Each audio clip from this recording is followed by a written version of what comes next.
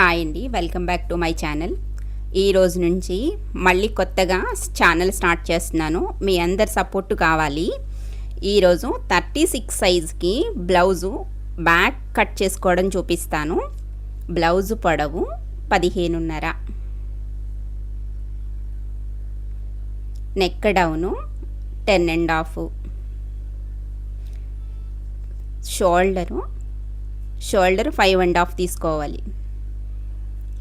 Neck centre వెడల్పు 2.5 inches పెట్టుకోవాలి. Neck down కిందకి 3 ఇంచెస్ పెట్టుకోవాలి.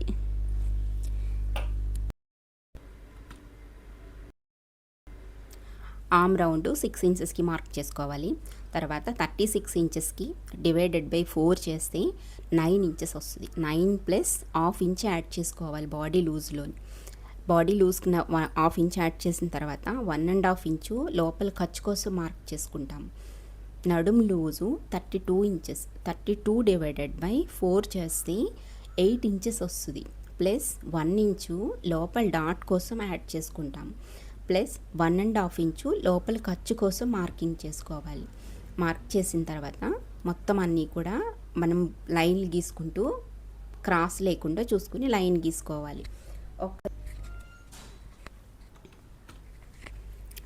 ఇప్పుడు పెట్టుకున్న మార్కింగ్స్ అన్నీ కూడా కలుపుకుంటూ లైన్లు గీసుకోవాలి. నీట్గా ఎటువంటి క్రాస్ లేకుండా చూసుకుంటూ లైన్లు గీసుకోండి. లైన్ గీసుకొని లైన్ ప్రకారంగా మనం కట్ చేసుకుంటూ వెళ్తాము. డాట్స్ అన్నీ కలుపుకుంటూ లైన్ గీసుకున్న తర్వాత ఆర్మ్ రౌండ్ దగ్గర 1.5 ఇంచుకి ఒక మార్కింగ్ చేసుకోవాలి. అది రౌండ్ తిప్పుకోవడం కోసం 1.5 ఇంచ్. 36 సైజ్ బ్లౌజ్ అయితే 1.5 ఇంచ్ మనం మార్కింగ్ చేసుకోవాలి. ఇప్పుడు పెట్టుకున్న మార్క్ ప్రకారంగా 6 నెంబర్ స్కేల్ ఉన్నట్టయితే దాని ప్రకారంగా మనం క్రాస్ గీసుకుంటే నీట్గా వస్తుంది.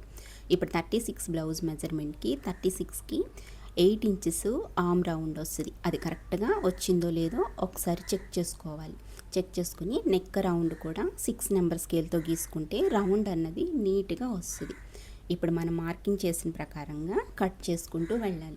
ఇలా కట్ చేస్తున్నప్పుడు అవుట్లైన్ బయటికి కొంచెం కట్ చేసుకుంటే అటు ఇటు ఆపకుండా ఉంటుంది. దాని ప్రకారంగా నీట్గా కట్ చేసుకుంటూ వెళ్ళాలి.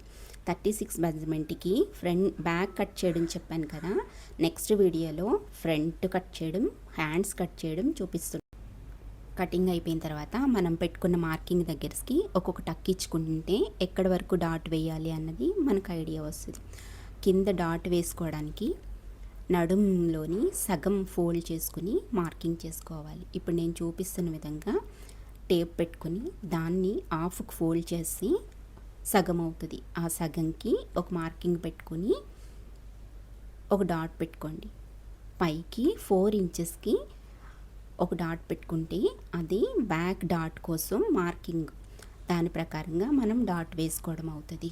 ఇది బ్యాక్ కటింగ్. వీడియో నచ్చినట్టయితే లైక్ చేసి, షేర్ చేసి, సబ్స్క్రైబ్ చేసుకోండి.